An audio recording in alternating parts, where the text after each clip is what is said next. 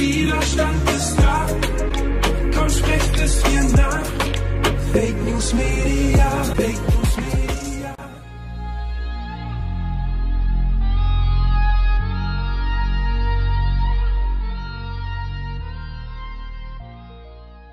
Hello les amis, nous sommes le lundi 21 septembre 2020, mais il sera peut-être mardi 22 quand vous verrez cette émission car il est très tard. J'ai mis en intro, vous avez vu ce chanteur fantastique, Schwierzwiss, qui chante Fake News Media, et donc je vous mettrai à la fin l'effort qu'a fait une chaîne qui s'appelle Laura Sarras Music Filter. Je vous la mets à la fin, et c'est voilà, pour les amateurs de musique, vous avez les traductions, c'est super bien fait. Ces images de la manifestation du 1er août à Berlin, qui ensuite il y a eu une deuxième manifestation le 29 août. Et une fois de plus, chaque fois qu'il y a ces manifestations où vous voyez des gens sans masque, sans distanciation sociale, vous avez les gens qui crient va y avoir des clusters et des clusters. On attend toujours les clusters et il n'y en a toujours aucun. Preuve que c'est des fake news. Et des fake news, on a été servi là, on a été servi. En plein journal de 20 heures. Ils ont fait, une journaliste a fait, y a-t-il encore des pays qui recommandent l'hydroxychloroquine contre le Covid-19 ? Donc elle voulait savoir si c'était vrai ou pas ce qu'avait dit professeur Raoult. Et pour valider cette information, TF1 et Samira El-Gadir s'appuient sur le travail d'un doctorant, Nathan Pfeiffer-Smadja. En fait, c'est le petit bonhomme là qui est un interne, qui n'est pas du tout un docteur, qui veut créer des pages Wikipédia sur Silvano Trotta pour voilà. C'est juste quelqu'un qui est un petit interne, mais qui est l'ami. On le verra plus tard de le fameux Yazdan qui est au conseil scientifique. Et donc je vous laisserai lire l'excellent article de François qui démonte complètement tout ce que cette journaliste a fait en fake news au journal de 20 heures de TF1, quoi. Tout ça parce qu'elle s'est appuyée sur, comme le sénateur Jomier l'avait fait lors de l'audition de Didier Raoult, sur le travail faux de ce Nathan Pfeiffer. D'accord ? On vous rendez compte, on est en France ? On prend des études fausses qu'un interne fait, qui est ami de Yazdan, pour qui lui avait promu le Remdesivir depuis le début. On reparlera aussi du Remdesivir. Et tout est faux, parce qu'en fait, si on prend tous les pays, regardez ça, c'est la carte des États-Unis qui sont dans France Soir, vous voyez que eux, ils ont mis les États-Unis en rouge, alors qu'en rouge, il n'y a que ces États-là, des États démocrates, qui ne prennent pas l'hydroxychloroquine. Donc vous vous rendez compte comment, au journal de 20 heures, suivi par des millions de personnes de TF1, on raconte des fake news. Et après, on vient m'attaquer moi, parce que je sais, les bruits qui courent, qui reviennent à mes oreilles, que je suis dans l'œil du cyclone de beaucoup de journalistes, parce que je leur dis qu'ils servent à rien, parce qu'ils font juste répéter des dépêches de l'AFP, qui vérifient pas leurs sources, et que même Bill Gates les remplace par des ordinateurs. Voilà où on en est. Et les fake news continuent, parce que là est arrivée une nouvelle vedette, Covid-19, l'épidémiologiste Catherine Hill, on ne sait pas d'où elle sort, prévoit une situation identique à la mi-mars dans un mois. On va le retenir, parce qu'on va retenir tous ces gens qui racontent des gens comme ça. Donc c'est une biostatisticienne, donc il faudra savoir si c'est une biostatisticienne ou c'est une épidémiologiste, ou les deux, je ne sais pas, qui dit que ça va être la catastrophe chez nous. Comme Olivier Véran avait dit il y a 17 jours maintenant que dans 15 jours, ça allait être la catastrophe. Et Olivier Véran, toujours ministre de la Santé. Donc il continue, lui, à raconter des fake news. Et donc on en a un petit peu ras-le-bol, et donc je vous mets le blog de Patrice Giberti, Saisissons le CSA contre la désinformation méthodique sur la Covid. Et donc là, vous voyez le jeune Nathan interne qui donne des fake news à tous les journalistes, et puis qui est content, qui est fier sur son blog, sur son Twitter, dédié, je suis passé aux 20 heures, en compagnie de Yazdan, qui, lui, ils veulent la peau de l'hydroxychloroquine, et donc du professeur Raoult et du professeur Perron. Et donc, Patrice Giberti a saisi le CSA et nous invite à en faire de même. Donc voilà, vous trouvez dans les liens le blog de Patrice Giberti, toutes les explications pour saisir le CSA. Au bout d'un moment, il faut que les journalistes, ils arrêtent. ils arrêtent de prendre de fausses études. Quand je pense que même la haute autorité de santé publique, qui l'autre jour disait que le remdesivir ne serait pas remboursé par la sécurité sociale, là il faudra qu'on m'explique pourquoi l'Europe, avec nos impôts, dit que le remdesivir sera le produit contre la Covid, et que la France dit on la rembourse pas, parce que ça coûte quand même 4 000 € le truc, hein. Donc excusez-moi, qui peut se permettre 4 000 € le traitement pour quelque chose qui part avec des antibiotiques ou de l'hydroxychloroquine à 4,17 €. Il y a quelque chose qui ne va pas. Et la haute autorité de santé a dit « Ah ben oui, mais de toute façon, il n'y a pas d'autre traitement, vu que, selon l'étude du Lancet, vous savez, la fameuse étude fausse du Lancet, l'hydroxychloroquine ne marche pas. » La haute autorité de la santé française, au mois de septembre, se base encore sur une fausse étude, qui a été démontrée par tous. D'ailleurs, qui a été retirée par le Lancet. À un moment, évidemment, le français moyen qui fait métro boulot dodo, qui écoute BFM, TF1, ben, il comprend plus ce qui se passe, hein, il comprend plus. Donc on va saisir le CSA. Et je rappelle aussi qu'en 2015, lors de la crise d'Ebola, Yazdan Pana, Jean-François Delfrécy, le président de cette fois-ci du comité scientifique français, Yves Lévy et Peter Orby écrivaient dans The Lancet qu'en cas d'urgence humanitaire, les essais cliniques randomisés sont une mauvaise solution. Ce qu'ils reprochent maintenant, ce qu'ils ont reproché maintenant à Didier Raoult. Donc là aussi, je le dis souvent, je le répète, Internet a de la mémoire. Internet a de la mémoire. Il faut mettre ces gens devant leur contradiction. Il faut mettre les journalistes devant leur stupidité. Voilà, c'est tout. Et donc là, vous voyez, le Nathan Pfeiffer Smaja, oh merci Samuel Gadir d'avoir parlé de mon travail au JT de 20h. En plus, il est heureux, quoi, il est content. Il faut continuer de lutter contre les foutaises avec des arguments factuels, c'est qui va convaincre les gens. Eh, ben, nous, voici, on va lutter contre toi, on va porter plainte contre toi, parce que c'est toi qui fais des fake news. Hein. Pour rassurer un petit peu les gens, ben voilà les nouveaux cas quotidiens en France en haut, donc vous voyez que ça explose. Je vous rappelle que si les courbes au début, à gauche, sous le mois de mars, elles étaient si basses, c'est parce qu'on ne testait pas. Là, à droite, il y a beaucoup, puisqu'on fait 1,2 million de tests par semaine. D'accord? Et parmi ces tests, la plupart sont des faux positifs. Parce que il y a trop de cycles. Il y a trop de cycles, ça je vous l'ai déjà expliqué. Et donc en fait, si on avait fait le même nombre de tests pendant la période de mars, avril que l'on fait maintenant, les courbes là, elles seraient à gauche là, elles seraient comme je vous l'avais dit, elles seraient pas à 7, vous voyez une pointe à 7,75 cas. Il y aurait eu des pointes par semaine, en semaine, lycée. Il y aurait eu, selon l'INSEE, entre 180 000 à 480 000 cas par jour. Cas par jour. D'accord? Et la preuve, bah, c'est la seule courbe qui nous intéresse, c'est les nouveaux décès quotidiens en France dus à la Covid, en sachant en plus que l'on met tout dans cette case. Du reste, je vous laisse aussi un excellent article qui a été écrit par le professeur Denis Rancourt. Plus de 30 000 décès à cause du gouvernement français. Une étude scientifique, évaluation de la virulence du SARS-CoV-2 en France à partir de la mortalité toutes causes confondues de 1946 à 2020 estime que le gouvernement français serait responsable de 30 200 décès en France depuis le début de la crise du Covid. Professeur Perron avait dit au moins 25 000, lui il va plus loin, il dit 30 000.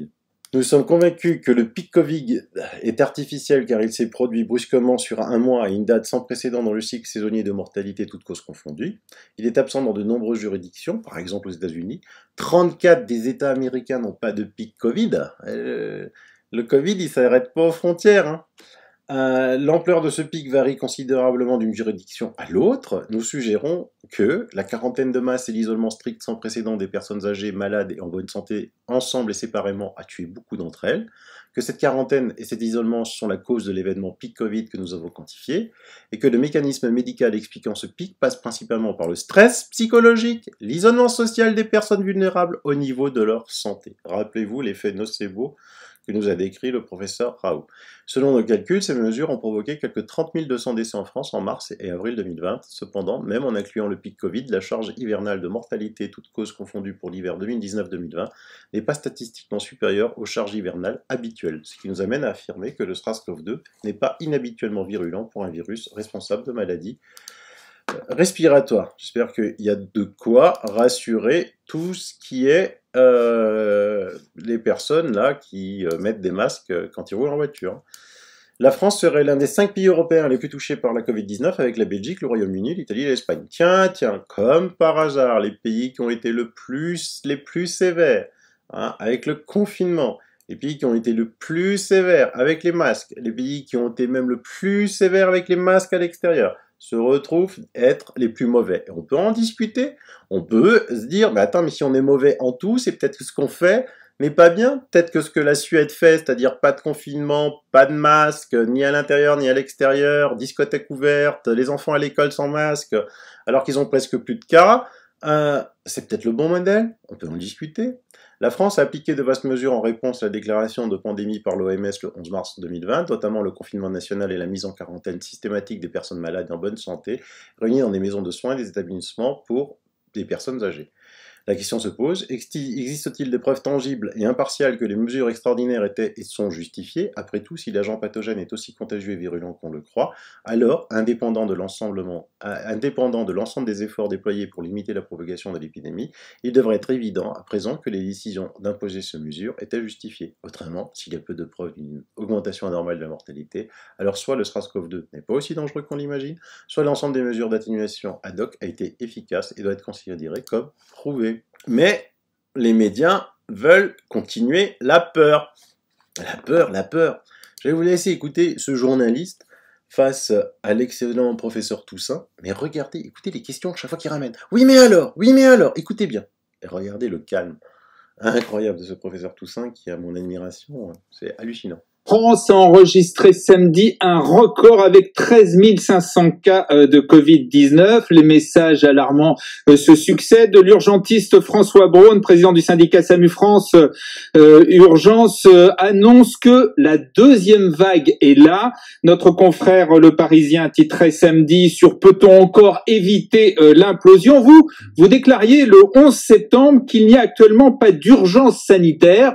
Dites-vous aujourd'hui la même chose, oui ou non, sommes-nous face à une deuxième vague? Eh bien écoutez, la mortalité d'hier était de 12 décès en France, ce qui veut dire rapporté au nombre de cas positifs pour une mortalité, une létalité instantanée, ce qui n'a qu'une valeur indicative, mais qui nous dit qu'il y a un décès nouveau pour 1000 tests positifs nouveaux actuellement.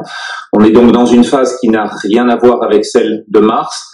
Nous avons connu 27 décès samedi. On voit que nous ne sommes pas du tout sur une phase d'explosion exponentielle telle qu'elle avait été annoncée encore il y a 15 jours. Et de la même façon, les hospitalisations ont diminué la semaine dernière. Nous étions à 5450, on est maintenant à 5325. On voit que les hospitalisations diminuent également. Donc, il n'y a pas de deuxième vague actuellement? Actuellement, les chiffres officiels de Santé publique France, une fois qu'ils sont corrigés par Santé publique France, lorsqu'elle évite les erreurs et les défauts de report qui ont pu être proposés hier, puisque vous avez vu qu'entre 20h hier soir et 23h30, nous avions 312 décès en France avant que Santé publique France reconnaisse une erreur simplement de transcription sur les centaines et qu'on redescende à 12 décès. De la même façon, vendredi, on a eu 123 décès qui ont été comptabilisés et qui reprenaient seulement la totalité des décès de l'été complet pour un seul établissement hospitalier de l'Essonne. Donc à chaque fois, on a cru qu'il s'agissait du départ d'une deuxième vague. Pour l'instant, nous sommes à 12 décès seulement hier. On voit que la seule vague que la France a connue est celle du printemps. Alors, vous savez aussi ce que répondent à cet argument. Ils disent, d'une part, il y a toujours un décalage entre les contaminations et le nombre de décès, donc ce serait à venir. Et puis, on pointe toute une série d'avertissements. 55 départements en rouge. Pour la première fois sur la semaine dernière, davantage de décès que la semaine précédente. Le taux de positivité qui augmente, qui est à 5,7%, davantage de réanimation dans les hôpitaux, de personnes réanimées. Le directeur de l'agence régionale de santé d'Île-de-France parle d'un risque d'embrasement de Paris. Tout ça, vous le contestez? Alors, il y a beaucoup de choses parmi cette inquiétude qui continue de diffuser, qui nécessite d'être parfaitement analysée. Si on regarde le nombre d'entrants à l'hôpital, par exemple, sur la semaine dernière, il a augmenté par rapport au mois d'août. On était à 600 nouvelles hospitalisations chaque jour, et dans la semaine précédente, alors qu'au mois d'août, on était à 100, c'est-à-dire on a augmenté d'un facteur 6. Mais comme je vous l'ai dit tout à l'heure, le nombre d'hospitalisations a diminué. Alors on ne comprend plus tout à fait pourquoi le nombre d'entrants à l'hôpital augmente, alors que le nombre total de malades à l'hôpital diminue sur l'ensemble du territoire français. Eh bien, l'explication très simple à cette discordance est qu'en fait, il y a plus de sortants que d'entrants, et donc les soins qui sont actuellement proposés aux personnes hospitalisées sont nettement moins lourds que ceux qui devaient être proposés au printemps. Donc on voit que tous ces indicateurs nécessitent d'être repris. On voit également que les départements en rouge ou les villes qui ont été prises en rouge, pour une ville comme il est de 4500 habitants, il suffit d'avoir 5 cas positifs et on passe le taux supérieur à celui de la zone orange. Et donc, on a toute une série de départements qui sont également sur des indicateurs excessifs qui ne montrent pas, pour l'instant, d'augmentation significative. Il y a certes une augmentation du nombre de personnes en réanimation, mais là encore, on voit que l'augmentation de la qualité des traitements joue sur une capacité de maîtrise qui n'est pas du tout celle, au regard des 800 personnes hospitalisées actuellement, de l'occupation des 12 000 lits de réanimation annoncés par le ministre de la Santé la semaine dernière comme possible à ouvrir pour l'ensemble des patients Covid. Jean-François Toussaint, comprenez que les Français n'y comprennent rien. Vous avez des médecins qui vous disent, des médecins qui sont connus, qui vous disent il y a une forte aggravation, il y a un vrai risque, on est même quasiment devant la deuxième vague, et vous dites le contraire. Vous et d'autres d'ailleurs, vous dites le contraire. Comment s'y retrouver? Qui croire? Alors, il faut bien regarder comment nous évoluons actuellement dans le monde et en Europe pour voir où se situe la France. Hier, le monde a connu 3722 décès par Covid. 3722 alors que nous étions à 10 000 décès. 10 000 décès le 23 juillet. Ce qui veut dire qu'en 8 semaines, maintenant, nous avons eu une diminution considérable des 2/3 de la mortalité totale de la mortalité mondiale. Donc nous sommes actuellement sur une phase de décroissance de la pathologie et de la même façon en Europe, nous avons connu hier moins de 200 décès et donc il n'y a pas pour l'instant non plus en Europe d'augmentation significative de la mortalité. Le seul pays qui le voit actuellement, c'est l'Espagne, dans la région de Madrid, sur lequel on voit une augmentation avec des taux de progression qui sont certes beaucoup plus faibles qu'au mois de mars, mais qui montrent pour ce seul pays une augmentation actuellement significative. Tous les autres indicateurs comme le système de surveillance de la mortalité en Europe montrent des phases qui n'ont pas d'augmentation significative actuellement pour l'ensemble des 27 pays de l'Union européenne. Alors, puisque vous parlez de nos voisins, bon, déjà, par exemple, il y a l'Angleterre qui augmente de façon drastique les amendes jusqu'à 10 000 €. Et puis, vous venez de le dire, surtout l'Espagne, reconfinement de certains quartiers de Madrid. Est-ce que l'Espagne ne préfigure pas ce qui va arriver en France, c'est-à-dire des reconfinements? On peut le craindre effectivement, mais la décision politique, une fois de plus, n'a rien à voir avec la réalité de l'évolution pandémique. On voit que sur la totalité des pays qui ont choisi de confiner ou de ne pas confiner, les évolutions ont été très différentes et il n'y a pour l'instant pas d'efficacité du confinement prouvée, il n'y a pas de relation épidémiologique entre le caractère strict du confinement ou pas et le taux de mortalité à la fin de ce mois-ci. On est donc dans une utilisation politique qui dépend de l'inquiétude des gouvernants et qui dépend du coup de l'analyse qui est faite par les conseillers scientifiques autour de ces valeurs.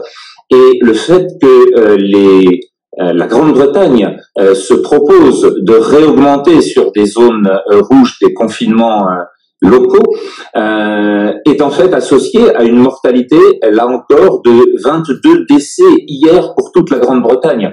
À nouveau, nous ne sommes pas dans ce pays en aucune façon comparable à ce qui se passait au printemps. Vous avez vu ce journaliste qui essaye toujours de vendre la peur, qui essaye, allez, mais alors, où il est notre pic, où est notre deuxième vague, qu'est-ce qu'on va vendre, Le professeur Toussaint, imperturbable.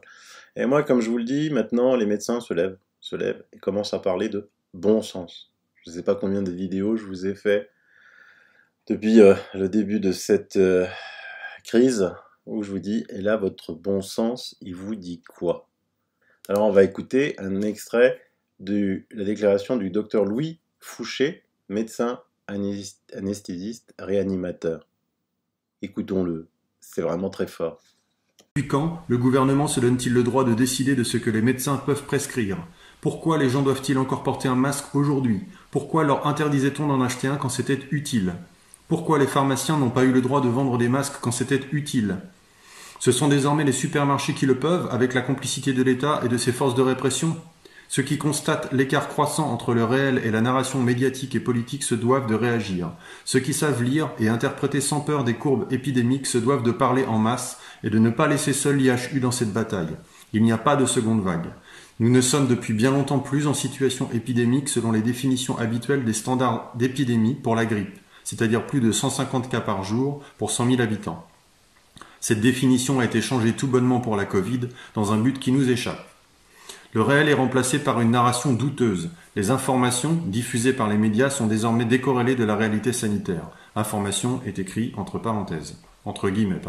Les courbes épidémiques sont interprétées de manière fallacieuse. L'État aurait-il modifié les seuils épidémiques habituels pour maintenir un discours alarmiste et justifier des restrictions de liberté?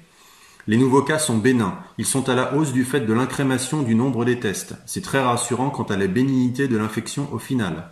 Nous n'avons pas constaté en avril le dénominateur des cas totaux, faute de pouvoir tester comme le bon sens nous le recommandait. Aujourd'hui, nous testons de manière quasi systématique sans rapport avec une quelconque symptomatologie. Nous trouvons simplement ce que nous nous sommes interdits de voir en mars, avril et en mai, le dénominateur et la foule des cas bénins. Tous les partisans de la thèse de l'immunité collective devraient s'en réjouir. Les hospitalisations en réanimation, les hospitalisations et les décès ne font que baisser tendanciellement. Nous nous devons de sortir des polarisations politiques qu'on a voulu infliger au débat. Nous devons retourner à des arguments de bon sens, médicaux en premier, scientifiques en second. Merci à Jean-François Toussaint, à Alexandra Henrion-Claude, à Jean-Dominique Michel, à Didier Raoult, à Philippe Parola, à Jean-Christophe Lagier, à Christian Perronne et à tous les autres héros que j'oublie. La science, la médecine et la politique sont ternis de tant de conflits d'intérêts et de corruption. Le nous de nos concitoyens va mal. Nous devons réinformer et réouvrir l'espace du dialogue et du débat quand il se ferme. Eh oui, parce que les preuves s'accumulent de partout, encore là, je vous en mets, je sais pas combien, il y a maintenant plus d'une centaine d'études qui montrent que l'hydroxychloroquine fonctionne très très bien dans le monde. Évidemment, on n'en parle pas dans les médias de la peur. Là, vous avez, je vous recommande de suivre Covid-19 Crusher sur Twitter. Suivez-moi sur Twitter, parce que là, sur Twitter, je suis très actif, parce que moi, dès que j'ai un petit instant au bureau, je vais sur Twitter, je retweet ou je tweet, et ça prend pas beaucoup de temps, quoi. Une vidéo, ça prend un peu plus de temps. Là, c'est par exemple le témoignage de 2 médecins californiens traitant précocement le Covid par hydroxychloroquine, plus c'est un autre antibiotique et plus du zinc. Il totalise environ 2000 patients, 20% à haut risque et ne rapporte qu'un seul décès. Il s'agit évidemment d'une impossibilité statistique sans activité thérapeutique lorsque le taux de mortalité de base du Covid est de 2%. Je ne sais pas ce qu'il leur faut encore. Nous avions aussi Olivier Véran qui avait dit que non, le virus n'avait pas muté, pas à sa connaissance, pas à la connaissance de son comité scientifique. Ben ça y est, c'est dans The Lancet, c'est paru. La publication dans The Lancet valide l'hypothèse du Dr Raoult sur les mutations du Covid. Et l'excellent professeur Éric Chabrière décrit: après avoir utilisé le Lancet Gate pour interdire l'hydroxychloroquine, Olivier Véran est à nouveau discrédité par le Lancet pour les mutations du virus. Ce manque de discernement patent explique la gestion amateuriste qui fait souffrir la France depuis plus de 6 mois. J'ai entendu que même Macron était très fâché contre Olivier Véran. Donc, excusez-moi, mais on attend quoi pour le virer? On attend quoi pour mettre Didier Raoult à la place, ou au moins se faire conseiller par Didier Raoult et l'équipe de l'IHU, quoi. Vous avez l'excellente Corinne Réverbel qui tweet: le nombre de cas positifs dans les Bouches-du-Rhône semble se stabiliser depuis plusieurs jours. Le 19 septembre, les autres indicateurs se stabilisent aussi. Nouvelle hospitalisation 30, nouvelle réanimation 6, nouveau décès 0. Et c'est évidemment source des ministères. Et en France, comme l'a dit le professeur Toussaint, on annonce 312 morts, les journalistes, 312 morts, sans se poser la question, mais comment c'est possible, 312 morts? Ah non, mais on s'est trompé, en fait c'est pas 312, c'était 12, excusez-nous, on a mis un 2 en plus. Donc c'est quand même extrêmement, extrêmement grave ce qui se passe. Et donc vous voyez ici, fin de partie pour l'Indécivir. Et donc quand même, le Conseil européen, on avait commandé pour 60 millions d'euros. C'est avec notre argent. Il serait peut-être aussi temps de demander des comptes aux députés européens qui sont sous le joug des lobbies. Et pendant ce temps-là, le professeur Raoult, qui était déjà premier, parce que vous savez que vous pouvez taper ça, expertscape.com, c'est le classement officiel des pairs. Hein. Là, vous pouvez aller chercher le Nathan, vous le trouverez nulle part, hein, ne vous inquiétez pas. Mais on écoute le Nathan qui est nulle part, qui est même pas, qui est un interne. Et donc, mondial, en infectiologie, c'est le professeur Raoult, et de très loin, tout son carré est noir. Et ben, vous savez quoi? Il est monté à la 12e place en épidémiologie. Voilà, on a le meilleur au monde, Au lieu de le porter au nu, on le discrédite. On discrédite par des petits internes. Votre bon sens, là, il vous dit quoi, hein? Allez, vous en voulez encore? On va mettre l'excellent professeur Toubiana. Il y a un problème de test, et si oui, quel est le problème des tests? Les bras m'en tombent, si vous voulez. Le problème de test, c'est qu'on arrive, comme d'habitude, comme les carabiniers d'Offenbach, toujours après la bataille, si vous voulez, que ce soit pour les masques, que ce soit pour les tests. Aujourd'hui, les tests ne disent... Ils sont pas bons, les PCR qu'on nous met dans le nez, là? Je m'en fiche. Ce qui est important et ce qui est massif là-dedans, c'est que 97% des tests faits sur bientôt 9 millions de tests, un échantillon gigantesque. Un Français sur 6. 97% des tests sont négatifs. Alors, quand 97% des tests sont négatifs, excusez-moi, mais ça veut dire que les 3% restants, c'est inférieur à la marge d'erreur qu'on a sur le système. Écoutez, le virus, on nous démontre tous les jours, et ça crève les yeux, que le virus ne circule pas en réalité. Et que ce nouveau virus, ce virus émergent, a touché une grande partie de la population qu'il devait toucher au moment de la première vague, c'est-à-dire entre mars et mai. Oui. En gros. Oui. Et puis après, c'est ce qu'on observe tout le temps dans les épidémies. Il y a ce qu'on appelle une traîne épidémique et puis des cas sporadiques. Oui. Ces cas sporadiques ne sont pas... Tout épidémiologiste, c'est ça. On est dedans, là, actuellement. Oui, on est dans les cas sporadiques. Je me tue à le on n'est dire. pas dans une deuxième vague, Mais là. absolument. Alors, écoutez, si vous voulez, la théorie de la deuxième vague est une théorie, c'est totalement folle. C'est une théorie sur laquelle repose l'intégralité de la construction qui a été faite. Si vous enlevez si vous voulez, ce concept, même pas un concept, c'est un postulat. Si vous enlevez ce postulat, tout s'écroule comme un château de cartes. Vous seriez Véran ou le président de la République. Vous feriez quoi face à ce Covid? On enlève les masques, les masques ne servent à rien. On recommence à se faire la bise, on rouvre les bistrots et les discothèques. Donc on fait tout l'inverse de ce qui se fait actuellement. Oui, mais j'ai pensé à un moment qu'Emmanuel Macron, le président de la République, allait changer de cap. C'est un concept. Arrêtons de parler de deuxième vague, et elle sera nulle part, cette deuxième vague. On n'arrête pas de le dire.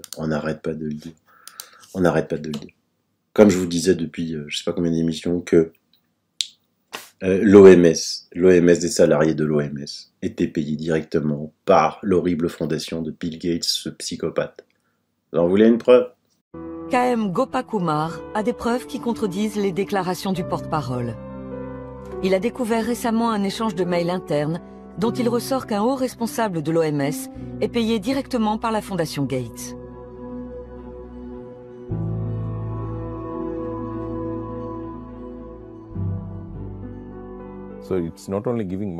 La fondation ne se contente pas de faire des dons. Elle place également ses hommes. C'est très préoccupant. Ça peut signifier que l'OMS est dirigée par ses donateurs, non seulement parce qu'elle reçoit de l'argent de leur part, mais aussi parce qu'elle engage leurs collaborateurs et les laisse gérer le programme.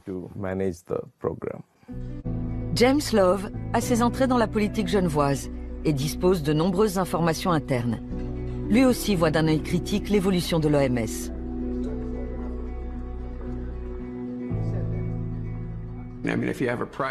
Si une institution privée donne plus d'argent que l'Allemagne, que l'Angleterre ou que les États-Unis, on peut s'attendre à ce qu'elle exerce une certaine pression.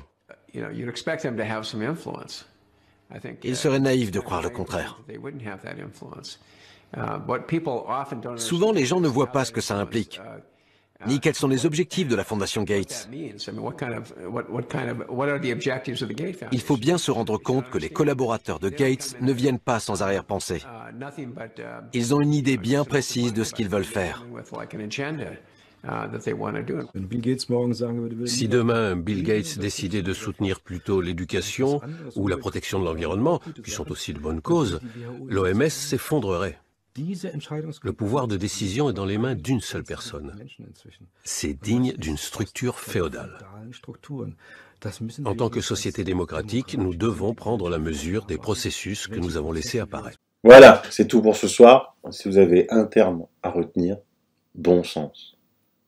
Votre bon sens. On est d'accord? Allez, on termine en musique avec notre ami. Profitez des paroles que Laura Sarah vous a traduites en français. Profitez-en. Et puis, à très bientôt. Hein. Chaque jour qui passe, on est de plus en plus nombreux, soyez-en conscients. Chaque jour qui passe, on est de plus en plus nombreux. Et eux sont de plus en plus acculés. Donc des fois, quand on devient acculé, on peut devenir méchant. Ça, c'est clair. Mais c'est pas grave. À la fin, on gagnera nous. La vérité gagne toujours. Allez, bye bye, bis.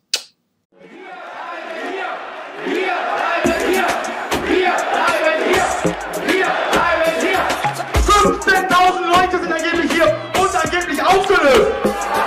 What? Das ist doch gar nicht wahr. Das ist doch gar nicht wahr. Die Lügen in diesem Staat schlucken wir jeden Tag. Doch jetzt sehe ich es klar. Deine Propaganda. Bla bla bla bla bla. Fake News Media. Das ist doch gar nicht wahr. Das ist doch gar nicht wahr. Die Masse, sie folgt wie ein Schaf. Die Freiheit dreht sich im Grab. Doch der Widerstand ist da. Alla Che Guevara. Komm, sprecht es mir nach. Fake News Media. Dein Bildschirm ist wie eine Hypnose. Gehirn aus wie bei einer Narkose. Die Inszenierung einer Katastrophe. Ein Feindbild, so wie der Franzose. Dein Bildschirm zeigt dir, wie die Welt ist. Die Zahl schockt, auch wenn sie gefälscht ist. Das Bild wirkt, auch wenn es gestellt ist. Newsflash, Tausenden gefällt es. Dein Bildschirm wiederholt das Mantra. Bedrohung unaufhaltsam wie ein Panzer. Und alle lauschen sie jetzt diesem Mann da. Stopfen ihre Backen voll wie Hamster. Dein Bildschirm sagt dir, wer der Feind ist.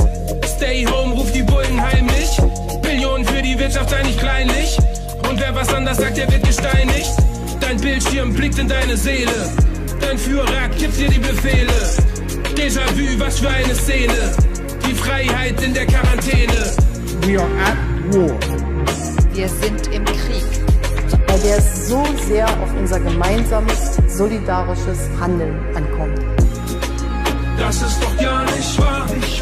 Das ist doch gar nicht wahr. Die Lügen in diesem Staat schlucken wir jeden Tag.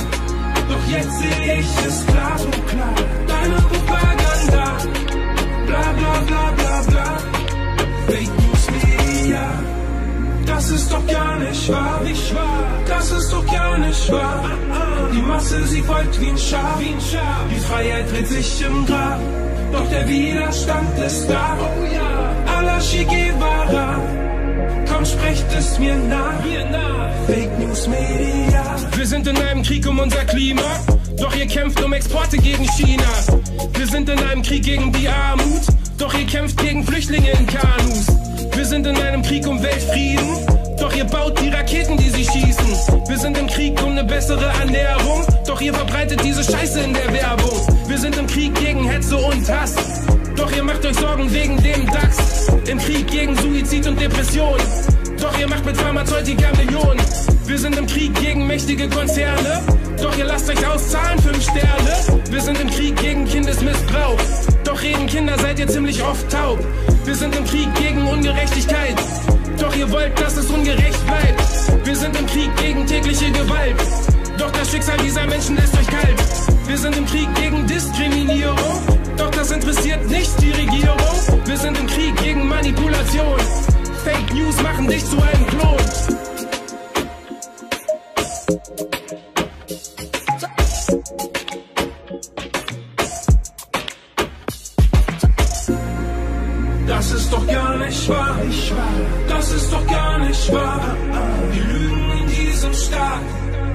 schlucken wir jeden Tag.